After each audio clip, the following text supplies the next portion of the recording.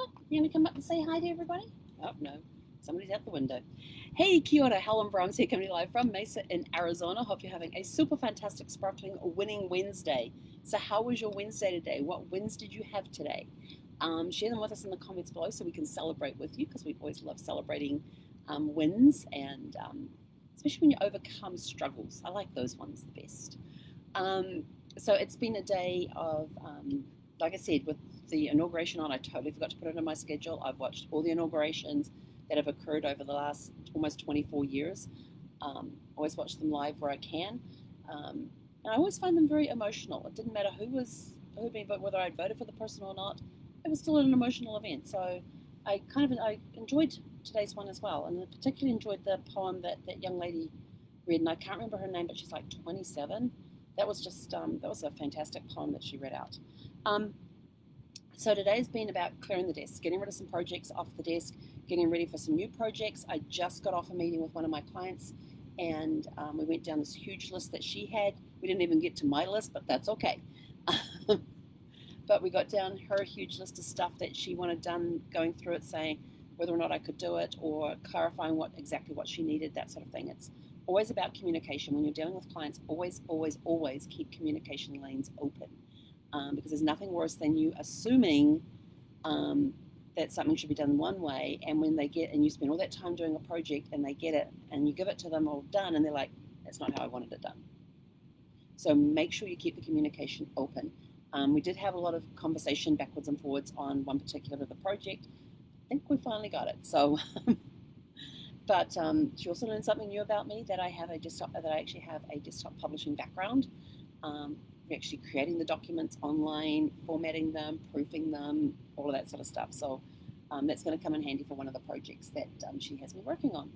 But it's just been a day of clearing the desk, and I've got a lot of little stuff that needed to be finished, and I'm in the process with my family tree client of pulling everything together and writing the final, making sure I've got everything together, going through the family tree again to make sure I have everything in there that needs to be in there, that I've verified, that I've got all the sources in there for the information that's in there, and in preparation, because at the end of, not this weekend, but the following weekend, we're going to deliver them the final report along with the Trello board that I've been using to keep track of everything. And then I think the Trello board actually has more information on it than the family tree does, because there's more documents and stuff listed there and sources and things. And then it's got checklists for every person to say, hey, have you checked this? Have you done this? Have you got the birth records? Do you have the baptismal records? Have you found their marriage certificate, their death certificate, their burial records, all of that sort of stuff. So I actually have a checklist that, have you looked up land records, land deed records? Have you looked up? So there's just a list of things to go down. And some of them are going to apply to some people. Some of them ain't going to apply. Some of them had a child that only lived for like a couple of days, so the rest of the to-do list got deleted, because all you needed was their birth and death certificate. And in one case, there was birth, baptism, and death certificate information found on one person. So because they only died like a few days or a few weeks or a couple of months after they were born. So you knew that they weren't going to get married, they weren't going to have any of their occupations, the census reports weren't needed or anything like that. In a couple of cases, we did have census reports because they were born just before the census and died just after the census. So we do have that information in there as well.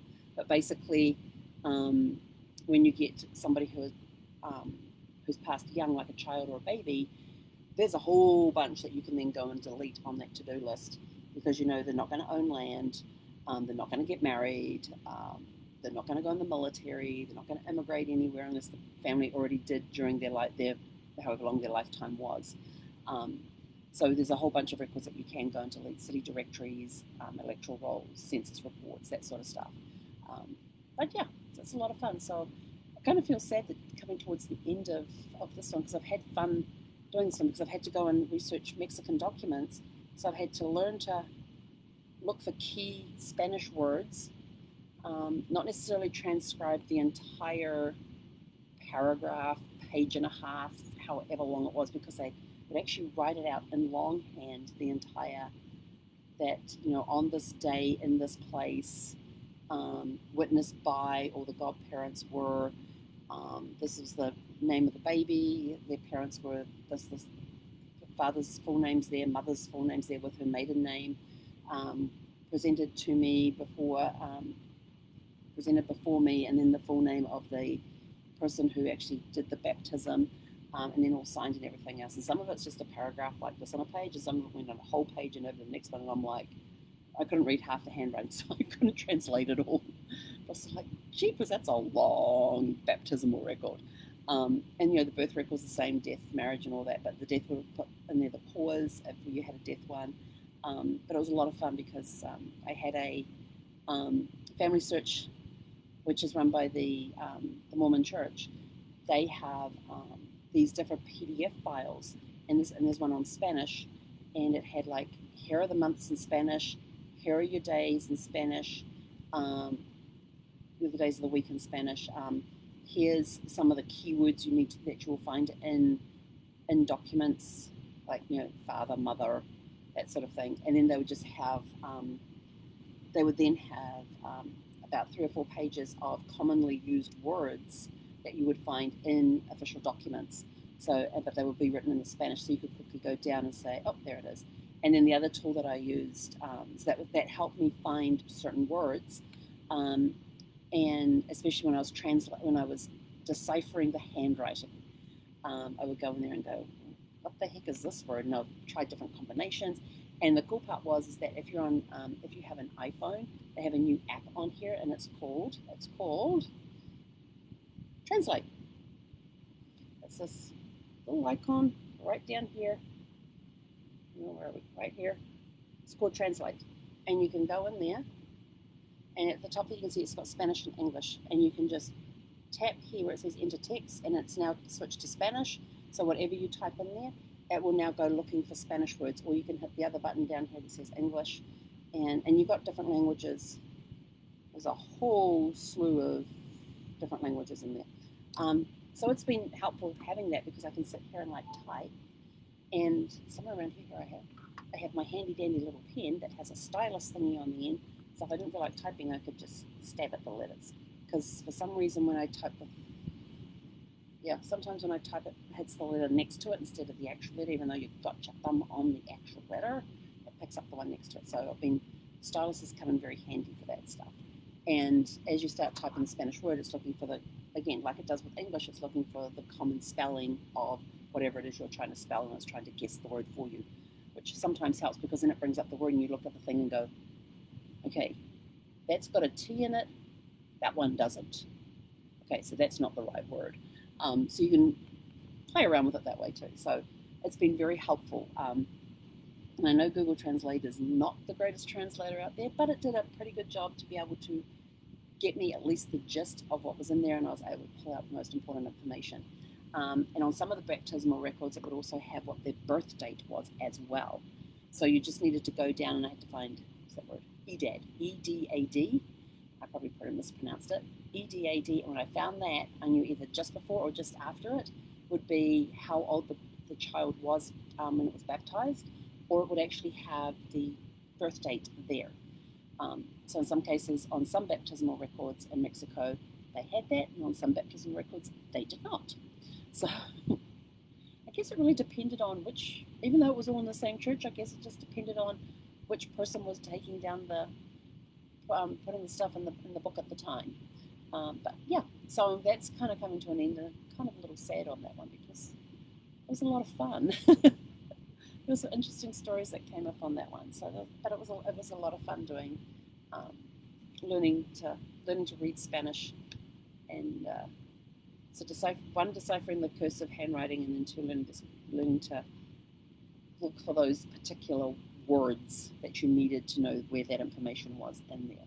So it was a lot of fun. So that's the big project I have on right now, is getting that finalized so I can do the presentation to the client in about 10 days. So kind of excited and sad that that's going to be happening. It's just one of those things that happens, when you get close to the end of a project, you have that bittersweet moment of, oh, it was a fun project to work on, and now I've got to stop. But then you get to give the results to the client, and you get to tell them some things that they may not even know about their family, which is the really cool part. But anyway, So what wins did you have today? I have got to get out of here. I've got another call coming up that I have to go get ready for, and for some reason my dog has her feet underneath the recliner, which means she's probably put the ball under there. And she's so funny. But anyway, yeah, so yeah, that's it for today. So have a brain freeze, temporary brain freeze. I lost my train of thought at that point in time. Anyway, have a super fantastic sparkling day, and we will catch you guys tomorrow for Thankful Thursday. Oh, and tomorrow is going to be, it is a monumentous, it is going to be a very magical day tomorrow. I can't go into details just yet because there's a couple of things that have to happen for it to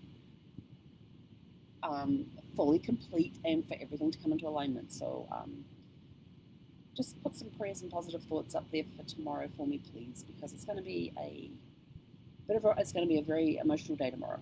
That much I can tell you. It's definitely going to be an emotional day tomorrow. So I can't tell you why. I can't tell you any of that right now. Hopefully by tomorrow night I will be able to give you all the details. But just some prayers, some positive thoughts, some positive energy, all of that sort of stuff would be greatly appreciated to help me get through tomorrow, because it's going to be a very interesting day. Anyway, have a super fantastic sparkling evening, and we will catch you tomorrow for Thankful Thursday. Hek konera.